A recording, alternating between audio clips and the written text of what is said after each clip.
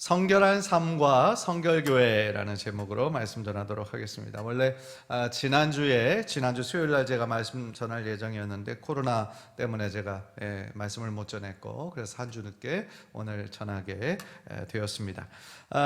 우리 교회가 속한 교단은 어느 교단일까요? 성결교단인데 정식 명칭은 기독교 대한 성결교회입니다. 그리고 우리 교회에 우리 성결교단의 전도 표제라고 해야 될까요? 그것이 바로 사중복음이라는 것이 있습니다. 사중복음이 뭔지 아세요? 사중복음은 중생, 성결, 신유, 재림. 이것을 우리가 사중복음이다라고 얘기를 합니다.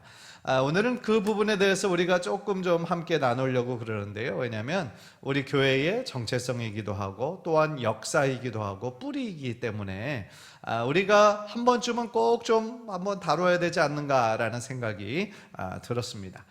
우리가 잘 아는 대로 한국 기독교 중에서 가장 많은 교세를 자랑하는 교단은 장로교단이에요. 물론 장로교단이라고 얘기했을 때 다 같은 장로교회가 아니에요. 여러분 그거 아십니까? 장로교회라고 큰 장로교회는 같지만 사실은 그 교단은 거의 200개에 가까워요. 그렇게 많아요. 이 장로교단이 그렇게 많이 갈라져 있었어요. 그래서 가장 큰 이제 장로교단이라고 할 때 예장 통합, 예장 합동, 그 다음에는 고신, 대신, 합신, 기장, 이런 식으로 이제 큰 이름 있는 교단을 신학교, 또 이렇게 대표적인 큰 교회들 이렇게 그 교회가 있는 교단이야 이러면서 이제 자신의 그 교단의 어떤 정체성을 그렇게 드러내곤 하죠. 보통 한국 기독교에서는 장로교, 감리교, 또 우리가 속한 성결교, 침례교, 또 순복음이 속하여있는 하나님의 성회, 이런 식으로 이제 그 교세를 얘기하는데, 사실은 그럴 수밖에 없는 것이 그것이 전래된 순서예요. 한국에 들어온 순서입니다. 그래서 장로교회나 감리교회는 이미 미국에서 있었던 그 자신의 교단의 이름을 걸고 언더우드 선교사님이나 아펜젤러 선교사님이나 한국에 들어와서 복음을 전했던 것이죠. 그래서 사실은 결과적으로 장로교회와 감리교회가 제일 많은 것은 지극히 당연한 결과라고 말씀드릴 수 있습니다. 그런데요, 우리가 꼭 기억해야 되는 것은 이 세상에 완벽한 교단도 없고 완벽한 교회도 없다는 거예요. 왜 그럴까요? 우리 인간이 불완전한 존재이기 때문에 그래요. 그러니까 교회도 역시 사람들이 모인 모임이기 때문에 완전한 교회가 있다? 아니에요. 그런 교회는 없어요. 만약에 그런 교회가 있다고 하더라도, 만약에 있다고 하더라도 우리 중에 한 사람이 가는 순간 그 교회는 불완전한 교회가 되는 거예요. 왜냐하면 우리들 모두가 다 불완전하거든요. 따라서요, 이것이 어느 교단이나 어느 교회나 이것이 정말 중요하다기보다는 천국에서 교단별 모임이 따로 있을 것 같으세요? 그렇지 않잖아요, 그죠? 장로교단 사람들 따로, 감리교단 사람들 따로, 성결교단 따로 이렇게 하지 않는단 말이죠. 그리고 또 천국에서 대형교회, 중형교회, 소형교회 그건으로 또 갈라놓는 것도 아니죠. 천국에서는 그런 것이 하나도 중요하지도 않고 관심사도 아니에요, 사실은. 중요한 거는 뭡니까? 같은 믿음의 고백이 있는 거고요. 예수가 나의 주님이시고 나의 죄의 문제를 해결해 주셨다라고 하는 나의 구원자, 나의 왕이라고 하는 우리가 사도신경을 통하여 고백하는 공통된 신앙의 고백이 있는 교회, 그런 기독교, 그런 개신교면 건강한 교회인 것이죠.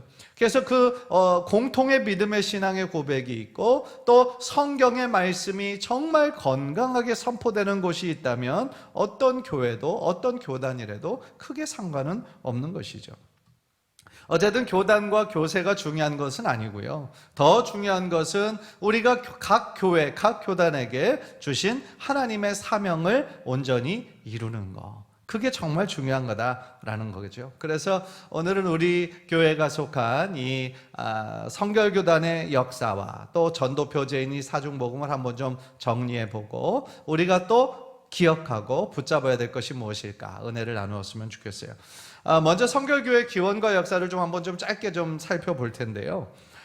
원래 그 장로교나 감리교단은 미국에서의 그런 뿌리가 있었지만 성결교단의 뿌리는 사실은 미국에 있지 않아요. 그러니까 해외에 있지 않고 우리 자생적으로 생긴 교단인데, 그런데 비슷하게 이 성결교회의 운동이 있었던 적이 있어요. 그때가 언제냐면 19세기 미국에서 홀리네스 무브먼이라고 하는 그 성결의 운동이 있었어요.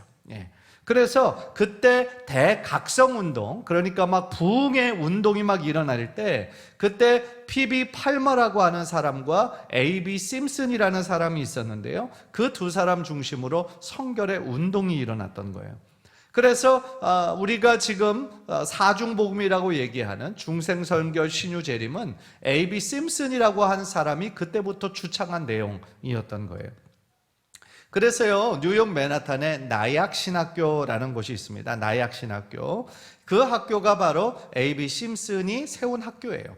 그래서 성결교회가 사실은 미국 교단과의 어떤 직접적인 연관성은 없지만, 그러나 신학적으로는 가장 비슷한 신학대학이 바로 뉴욕에 있는 나약 신학교라고 말씀드릴 수 있어요. 그렇다면 한국 성결교회 첫 시작은 언제였을까요?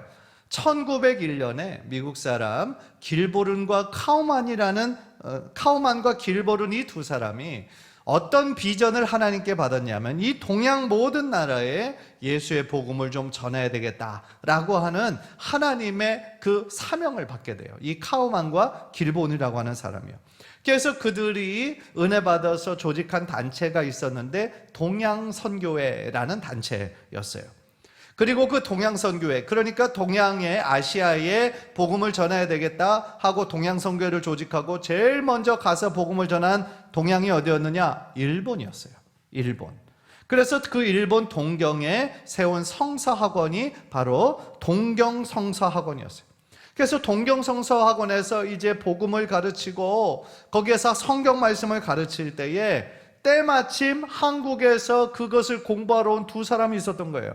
그 두 사람이 누굴까요? 김상준과 정빈이라는 사람이었어요. 한번 따라해 봅시다. 김상준, 정빈. 예. 이 김상준, 정빈이라는 사람이 그때 그 동경에서 복음을 받아들인 거예요. 성경을 배운 거예요. 그래서 동경에 있었던 성서학원을 졸업하고 1907년도 한국으로 돌아와서 너무나 뜨거운 마음에 그 경성의 동양선교회 복음전도관이라는 것을 시작을 하게 돼요. 그러면서 순수하게 전도하는 사람들이었어요. 그것이 한국 성결교회의 기원이 되었다라는 거죠. 따라서요, 지금 성결교회의 역사라고 하면 116년이 되는 거예요. 116년. 그래서 1907년 이후로요, 1911년에 경성 성서학원이 설립됐고, 이것이 지금 우리 교단신학교인 서울신학대학교의 모체예요. 그것이 경성 성서학원이었어요. 그 후 계속해서 교세가 이렇게 확장되면서요, 1921년 9월에 정식으로 조선예수교 동양선교회 성결교회 명칭으로 이 성결교회가 조직이 되고 경성성서학원도 크게 건축하게 됩니다. 그래서요, 1933년, 그러니까 1907년에 시작이 됐으니까 한 20몇 년 이후에 처음으로 총회가 개최됐고요. 1933년에. 그리고 자립을 선언하고요, 수년간의 놀라운 발전과 부흥이 일어나게 돼요. 그리고 1940년, 그때는 이제 일제가 통치할 때였죠. 그때 그 한국에 있었던 선교사들이 강제로 자신의 나라로 쫓겨나게 돼요. 예. 그때부터 한국의 성결교회는 이제 선교사님들의 도움 없이 명실공히 자립하는 그런 교회가 되었던 거죠. 그런데요, 이때 일제가 그때 통치하고 있었을 때 한국에 있는 모든 교회가 다 많은 억압을 받고 정말 핍박을 받았는데, 그중 성결교회가 가장 많은 핍박을 받았어요. 그 이유가 뭔지 아세요? 우리가 전하는 그 재림의 복음이 일본 군국주의의 가르침과 대치된다는 거예요. 그래서 정말 그 1940년도 그 후반에 아예 예배 중지령을 내려서 예배를 드리고 싶어도 예배를 드릴 수가 없었던 거예요. 그래서 성결교회는 아예 큰 나무 두 개를 완전히 그냥 못을 박아놔서 성결교회에서 예배 드리지 못하도록 일제가 그렇게 철저하게 핍박을 한 것이죠. 그래서 그때 끝까지 믿음을 지켰던 많은 교역자들이 있었고요. 성도들이 있었고요. 많은 옥중 생활을 하고요. 순교를 당하기도 하시고요. 예. 그러나 1945년 8월 15일 조선의 광복과 함께 다시 이제 교회가 부흥의 기치를 높이 들고 일어나게 되어서요. 지금 현재로서 한국의 성결교회 숫자가 약 2,900개, 그리고 성도 수는 약 40만 명에 달하는 중형 교단이 되었던 것이죠. 그래서 신학적으로는요, 기본적으로 그 요한 웨슬레라고 하는 감리교의 신학을 우리가 따르고는 있지만요, 19세기 성결운동, 아까 제일 처음 시작이 19세기에 미국에 있었던 성결운동에 영향을 받았다고 그랬잖아요. 그때 강조했던 것이 또한 신유와 재림이었거든요. 그래서 중생 성결 신유 재림을 강조하는 교단이 되었다라는 거예요.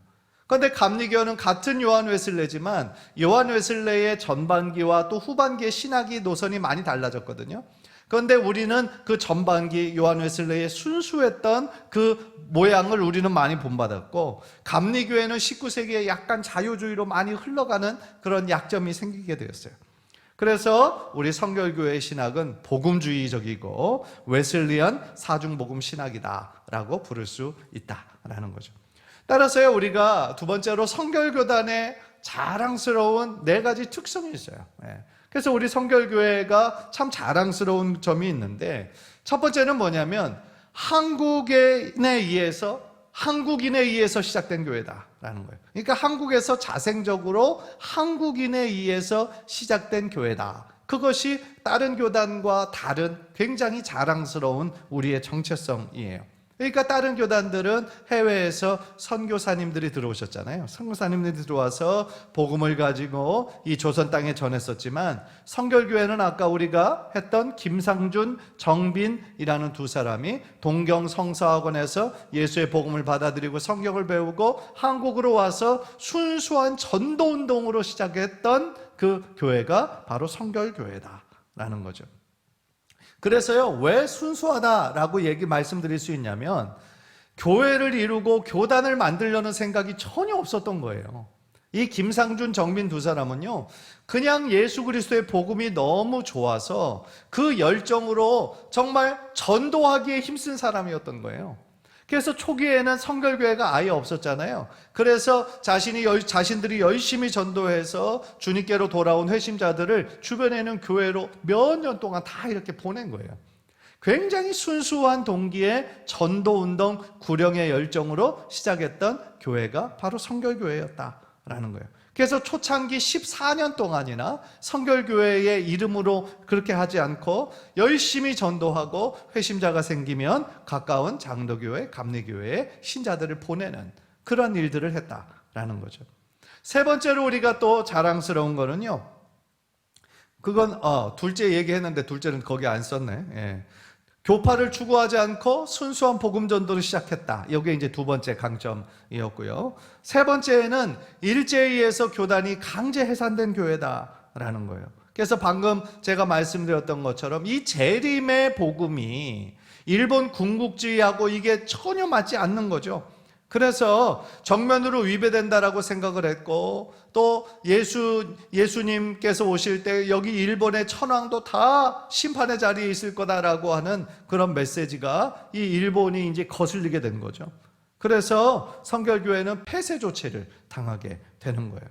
그래서 당시에 다른 교단들의 목사님, 지도자들은 지도자가 투옥되거나 또 순교를 당하는 일은 있었지만 전국에 있는 교회가 이렇게 폐쇄되는 일은 없었어요. 그런데 성결교회는 전국적으로 다 폐쇄가 된 거예요. 그래서 할 수 없어서 그 교회를 지킬 수가 없어서 가까운 다른 교회로 출석을 하면서 신앙생활을 유지할 수가 있었다라는 거죠. 네 번째 우리 성결교단의 참 자랑스러운 특성 중에 하나는 뭐냐면 성도의 거룩한 삶을 강조하는 교회다라는 거예요. 거룩한 삶, 즉 성결을 강조하는 교회가 바로 성결교회다라는 거죠. 이 중에서 중생 성결 신유 재림에서 성결이란 곧 뭐겠어요? 곧 구원받은 자의 거룩하고 구별된 삶을 의미하는 거잖아요. 그리고 그것이 우리 교회의 이름이 된 거예요. 정체성이. 그러니까 굉장히 특이한 거죠. 장로교회라고 했을 때 그 장로는 그 정치적인 시스템에 의해서 장로교회가 된 거예요. 그러니까 이제 카톨릭에서는 교황의 중심이고 감리교에서는 감독 중심이었는데, 이 장로교회는 성도들이 뽑은 장로 중심의 정치다. 그래서 장로교회에서 장로라고 했을 때는 그 목사는 티칭 엘더라고 부르고요. 그러니까 가르치는 장로라고 얘기하고, 그 다음에 나머지 장로는 행정을 강조하는 장로다라고 얘기를 하는 거죠. 그래서 어떻게 보면 그 시스템이 이름이 된 것이 장로인 거죠.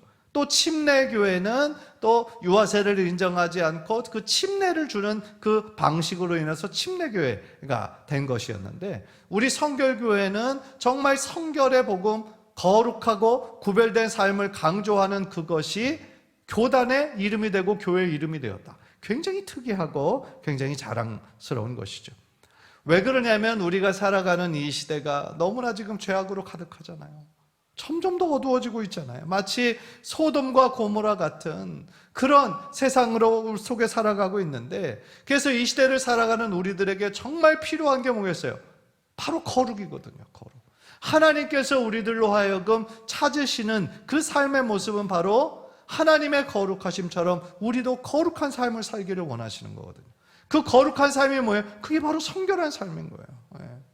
그래서 우리가 성결교회, 성결교인이라는 것이 정말 다른 교인들보다도 더욱더 구별되고 거룩한 삶을 살아야 하는 그러한 의무와 책임이 우리들에게 있다라는 것이죠.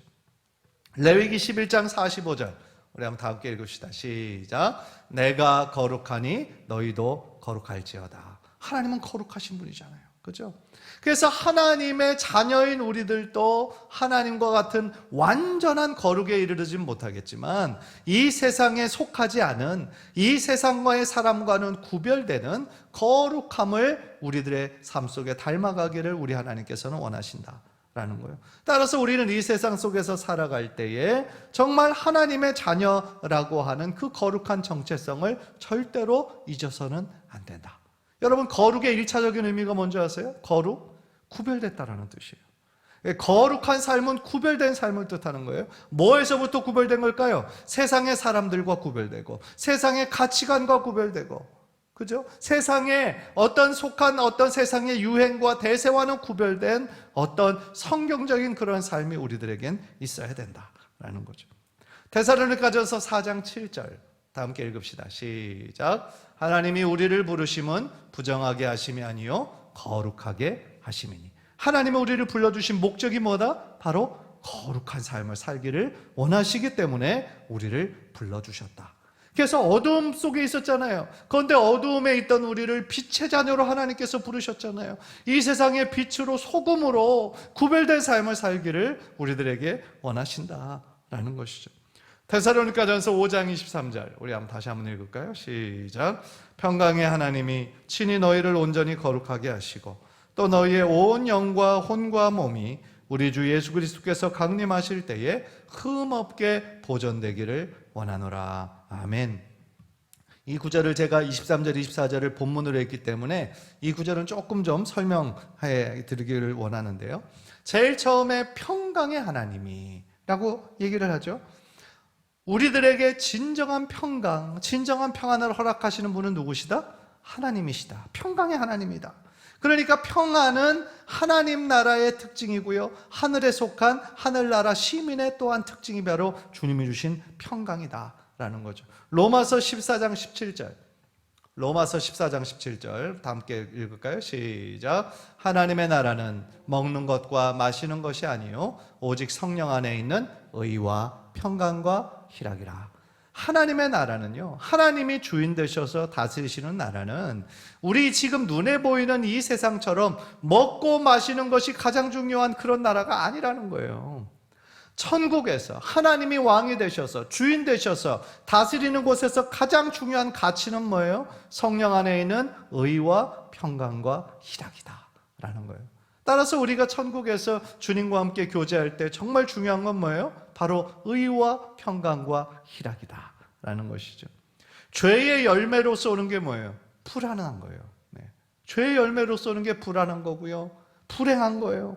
그러나 하나님의 의, 하나님께서 기뻐하시는 올바른 진리의 길을 우리가 추구할 때 거기서 평강의 기쁨이 오는 것이고 행복이 우리들에게 주어진다라는 거죠.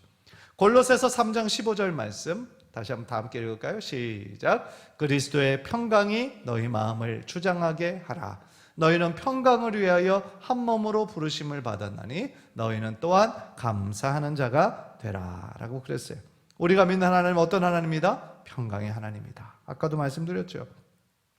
그래서요, 아까 데살로니가전서 5장 23절 우리가 주제로 삼았던 이 구절에서 너희라고 부를 때 그 너희는 구원받고 죄사함 받은 사람들을 의미하는 거죠. 그래서 하나님께서 하시는 일은 뭐예요? 너희의 온과 영과 온과 몸이 우리 주 예수 그리스도께서 강림하실 때에 흠없게 보존되기를 원하노라. 여기서 하나님이 원하시는 그 우리들의 어떤 삶의 모습이 나오는 거예요. 그래서 성도들을 온전히 거룩해 하기를 우리 하나님께서는 원하시는 거죠. 사실은 우리 안에서 이것이 구원이라고 했을 때 세 가지가 있잖아요. 우리가 예수님을 나의 구원자로 믿어서 의롭다 칭함을 받는 그게 뭐죠? 칭의, 그죠? 칭의의 구원이 있어요. 그리고 우리가 이 땅 가운데 사는 동안 점점 더 예수 그리스도를 향하여 우리들의 그 믿음의 경주를 끝까지 걸어가는 그 모든 과정을 성화라고 얘기를 하죠. 성화는 뭐예요? 우리들의 삶이 점점 더 거룩해지는 거예요. 죄를 미워하는 것이고 하나님을 더욱더 사랑하게 되는 예수 그리스도를 닮아가는 그 모든 과정을 뭐라고 부르는 거예요? 성화라고 부르는 거예요. 그리고 마지막 단계는 어떤 단계가 있죠? 영화의 단계가 있어요. 영화는 예수 그리스도께서 다시 재림하실 때 온전히 임하게 되는 온전한 구원을 의미하는 거죠. 따라서요, 우리가 이 땅 가운데 살면서는요, 계속해서 우리 안에 지금 점점 더 죄악을 버리고 하나님을 닮아가려고 우리가 계속해서 올바른 방향으로 나아가는 과정인 거지 아직 완성은 되지 않았다. 우리는 여전히 우리 안에 갈등들이 있는 거죠. 왜냐하면 우리가 예수님 믿기 이전에는 육체의 소욕만 있었단 말이에요. 그런데 우리가 예수님을 나의 구원자로 믿은 이후에는 성령님이 우리 안에 내주하시잖아요. 또한 성령님께서 역사하기 시작하시고 만들어가기 시작하시잖아요. 그래서 우리 안에 육체의 소욕과 성령의 소욕이 가끔씩 부딪히는 거예요. 갈등이 생기는 거예요. 그러나 그 갈등 속에서 우리가 성령님을 더욱더 의지할 때 성령의 소욕이 육체의 소욕을 이기고 믿음의 길을 걸어갈 수 있도록 하나님께서 친히 도우시는 것이죠. 따라서요, 이 천국에서는 죄성의 유혹이 전혀 없겠지만 우리가 이 땅 가운데 사는 동안 크든 작든 죄의 유혹들이, 공격들이 우리들에겐 계속 있다. 그것이 바로 육체의 소욕과 성령의 소욕의 끊임없는 싸움이다라는 거예요. 그래서 예수 그리스도 다시 오실 때까지는 우리가 이 땅 가운데 어떤 믿음의 생활을 해야 되겠어요? 우리들에게 주어진 믿음의 선한 싸움을 잘 싸워야 되는 거예요. 믿음의 선한 싸움을 싸우면서 거룩함을 온전히 이루는 삶을 살아야 된다라는 거예요. 고린도후서 7장 1절 다 함께 읽읍시다. 시작.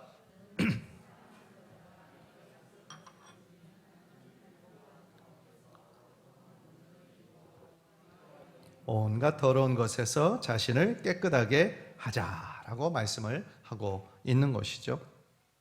그래서 바울은 계속해서요, 너희 영과 온과 몸이 주 예수 그리스도 강림하실 때에 흠없게 보존되기를 원하노라. 우리가 아까 본문을 읽었던 구절에서 얘기하죠. 그러니까 그게 뭐냐면요, 사람은 육체만 가진 존재가 아니에요. 그죠? 우리 사람은 영적인 존재인 거죠. 그래서 예수님을 믿지 않을 때 우리들의 영혼은 죄로 말미암아 파괴되고 육체는 질병으로 인해 병들게 되는 거죠. 그런데 중요한 사실은요, 주님께서 이 땅에 오셔서 하신 일을 보세요. 죄의 문제만 해결해 주신 게 아니었어요. 죄의 문제만 해결해 주신 것이 아니라 질병의 문제도 하나님 해결해 주셨어요. 그래서 영혼이 없는 인간은 있을 수가 없잖아요. 마찬가지로 육체가 없는 영혼도 없잖아요. 바울이 영혼과 육체를 구분하면서 얘기했지만 사실 우리들의 육체와 영혼을 어떻게 구분하겠어요? 우리가 함께 있는 것이죠. 그렇기 때문에 예수님께서는 온전한 구원, 온전한 치유를 말씀하시면서 너희의 영과 혼과 몸이 모두 다 온전하게 되기를 주님께서는 원하셨던 거예요. 예수님께서 공생의 사역 3년 동안의 사역을 마태복음에서는 크게 세 가지 사역으로 분류를 하잖아요. 설교, preaching, 또 하나는 가르침, teaching, 또 하나는 힐링, 치유 사역, 세 가지 사역을 하셨다라고 말씀을 하세요. 가시는 곳마다 천국 복음을 전하셨고요, 또한 병자들을 고쳐주시고 치유해 주셨어요. 그래서 예수님께서는요, 직접 치유를 주셨을 뿐만 아니라 어떤 곳에서는 제자들에게서도 그런 능력을 주셨어요. 그래서 제자들을 짝을 지어서 이렇게 파송하면서 기적을 행하고 더러운 귀신을 쫓아낼 수 있는 그런 권세까지도 우리 주님은 허락하셨던 것이죠. 그래서 실제로 예수님의 12제자뿐만 아니라 바울과 같은 사람에게도 놀라운 능력들이 많이 나타난 것을 우리가 보게 되지 않습니까? 사랑하는 성도 여러분, 저는 이 하나님의 치유의 역사가 지금도 계속되고 있다라고 저는 믿습니다. 하나님은요, 치유의 하나님이세요. 하나님이 우리들의 육체를 창조하신 분이시기 때문에 우리들의 육체를 가장 잘 아시는 세밀하신 하나님이 바로 우리 하나님이시다라는 거예요. 따라서 우리가 환우들을 위해 기도하고 또 우리 몸의 연약함을 위해서 하나님께 간절한 마음으로 기도하는 거 당연히 해야 되는 거예요. 왜냐하면 하나님은 치유의 하나님, 여호와 라파의 하나님이시기 때문에 우리가 하나님을 향하여 사모하는 마음으로, 간절한 마음으로 하나님의 능력을 붙잡으며 기도할 때에 하나님의 놀라운 치유의 역사가 저와 여러분의 삶 가운데도 일어나게 될 줄 믿습니다. 따라서 온전한 구원이다 말할 때요, 영혼 구원만 생각하면 안 돼요. 온전한 구원은 영혼 구원뿐만 아니라 우리들의 육체까지 전인격적으로 구원을 받는 것이 바로 온전한 구원이다라는 것이죠. 미국에서 그 신유운동을 크게 일으켰던 사람이 의사가 있었어요. 컬리스라는 의사가 있었는데 그가 늘 외우면서 또한 언제나 믿었던 구절이 야고보서 5장 15절 말씀이었어요. 야고보서 5장 15절 우리 다 함께 한번 읽을까요? 시작. 믿음의 기도는 병든 자를 구원하리니 주께서 그를 일으키시리라. 할렐루야. 믿음의 기도는 병든 자를 구원할 것이라고 말씀하시고 주께서 그를 일으키실 거다라고 말씀을 해주셨던 거죠. 그래서 그는 실제로 본인이 의사이지만 이렇게 주님께서 온전히 고치실 것을 믿으며 열심히 사역을 했다라는 거예요. 또 아까도 제가 제일 처음에 말씀드렸던 A.B. 심슨, 미국에서 이 성결 운동을 주도했던 이 A.B. 심슨도요, 사실은 그 사람이 중생성결 신유 재림을 제일 먼저 강조한 사람이었다고 그랬잖아요. 이 사람이 본인도 이 심장병이 있었다는 거예요. 만성 심장병이 있었대요, 이 A.B. 심슨이. 그래서 어떤 한 주로 요양을 떠날 수밖에 없었다는 거예요, 이 심장병 때문에. 그런데 근처에 있던 어떤 교회에서 집회가 있는데 그 집회에서 들리는 찬양이 예수는 만군의 주라는 찬양이 이렇게 들렸다는 거예요. 그런데 그 예수는 만군의 주님이시다라는 그 말씀이, 그 찬양이 자신에게 너무나 큰 은혜가 되었다는 거예요.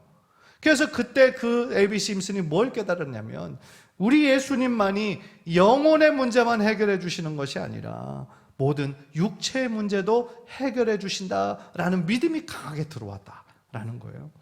그래서 그 마음에 확신을 가지고요, 하나님께 더 간절히 기도했을 때 어느 순간인가 자신에게 만성적으로 괴롭히던 심장병이 치유를 받았다는 거예요. 그래서 그 기적을 체험한 이후에 이 A.B. 심슨은 더 아주 확신하면서 이 신유의 복음을 외치는 삶을 살았다라는 것이죠. 사랑하는 성도 여러분, 하나님은요 지금도 우리들의 모든 아픔과 고통을 치유하시는 분이세요. 하나님은 쉬지 않으시고 지금도 일하시는 분이세요. 따라서요, 이 신유는 정말 미래에 있을 온전한 몸을 이 땅 가운데서도 우리가 누리기를 우리 하나님은 또한 기뻐하신다라는 거예요. 그러나 신유운동이 그냥 질병 치료에만 우리가 집중하게 되면 또 그것도 한쪽 극단으로 빠지게 될 위험성이 있어요. 성경적인 신유는 뭐냐? 전인격적인 회복.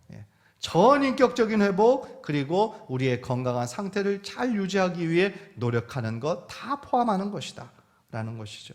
그것이 데살로니가전서 5장 23절에 영과 혼과 몸이 온전하게 보존되기를 원한다 라고 말씀하신 하나님의 뜻이다 라는 거죠. 자, 24절 마지막으로 한번 읽읍시다. 24절 시작. 너희를 부르시는 이는 미쁘시니 그가 또한 이루시리라. 너희를 부르시느니 하나님이 미쁘시다. 미쁘시다라는 것은 무슨 뜻이에요? 미쁘시다, 신실하시다라는 뜻이에요. 미쁘시다라고 하는 건 그거는 신실하시다라는 뜻이고, 신실하다라는 뜻은 뭐예요? 하나님이 하신 약속의 말씀은 반드시 이루신다.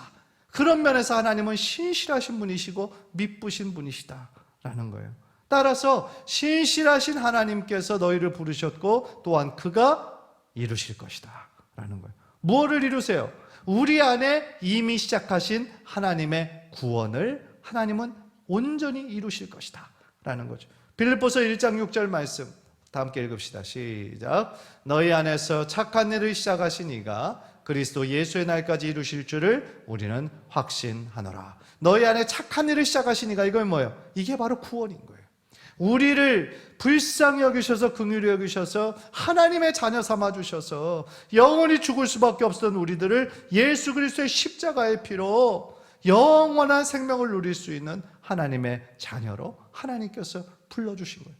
얼마나 크신 은혜입니까? 따라서요, 우리 하나님은 신실하신 하나님, 우리들 각자에게 하신 약속을 반드시 지키시는 그 하나님이심을 여러분들 조금 더 의심하지 말고 믿음으로 고백하며 나아가시기를 주님의 이름으로 간절히 축원합니다. 우리는 늘 연약해요, 실수해요, 넘어져요. 그러나 하나님께서 그 모든 고난의 시간들을 통하여 우리를 어떻게 하세요? 연단하시는 거예요. 하나님의 작품으로 빚어가시는 거예요. 때때로 그 과정들은 어려워요. 깎이고, 그죠? 우리의 모난 부분을 정으로 깎으시고, 하실 때 아파요, 힘들어요, 고통스러워요. 그러나 하나님께서 그 모든 고난의 과정, 광야의 과정을 통하여 우리를 하나님의 귀한 자녀로, 하나님의 부르심에 합당한 자로 하나님은 더욱더 만들어 가셔서 결국 하나님의 기쁨이 되는 존재로 만들어 가실 줄 믿습니다. 따라서요, 예수 그리스도 재림하시는 그날까지 온전한 구원, 온전한 성화를 이루어 우리의 영과 혼과 몸이 하나님 앞에 설 때 부끄럽지 않은 귀한 존재로 서게 되기를 주님의 이름으로 간절히 축원합니다. 간절히 바라기는 우리 교회가 성결교회, 우연이 아닌 거예요, 그죠? 우리가 신앙생활을 시작하고 우리가 사랑한 교회가 성결교회다, 이게 우연이 아닌 거죠. 하나님의 뜻이 있는 거죠. 따라서 우리들의 삶이 정말 다른 교회 다니시는 분들보다 더욱더 성결하고 거룩하고 구별된 삶을 살아서 하나님 앞에 섰을 때 칭찬 들을 수 있는 저와 여러분 모두 되시기를 주님의 이름으로 간절히 축원합니다. 우리 한번 기도하겠습니다.